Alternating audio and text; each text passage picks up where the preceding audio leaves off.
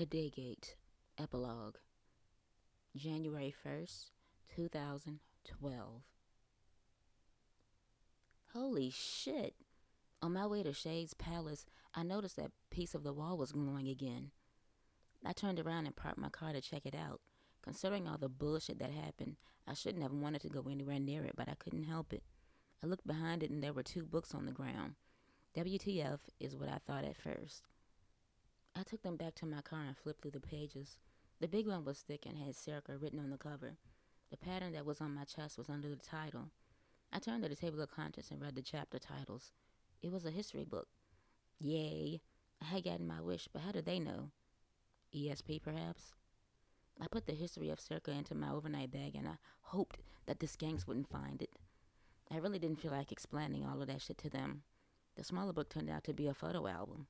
The first picture was Eleni and Christos' wedding, but it wasn't just them. It was a double wedding. Eleni had a brother and Christos had a sister, and they also got married. The next picture showed their parents' funeral. I flipped through the whole thing and finally understood. There are two kings and two queens at a time.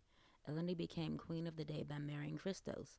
Christos' sister became queen of the night by marrying Eleni's brother. It sounded gross at first, but it got worse. When I read in the history book how the process continued, I gagged.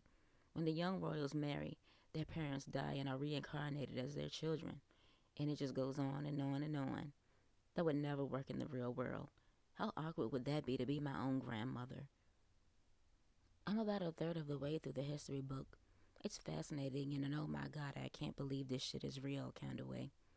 I'm still not sure how they knew to send these books, but I'm glad they did. I hate being left in the dark about certain things. It would have driven me crazy to not know more. Now that I know what I know, I can almost sort of kind of understand why Christos tried to run away. I'm not saying he was justified, but he was probably right about it being boring, doing the same thing over and over forever. Oh well, he should get over it. At least he's immortal.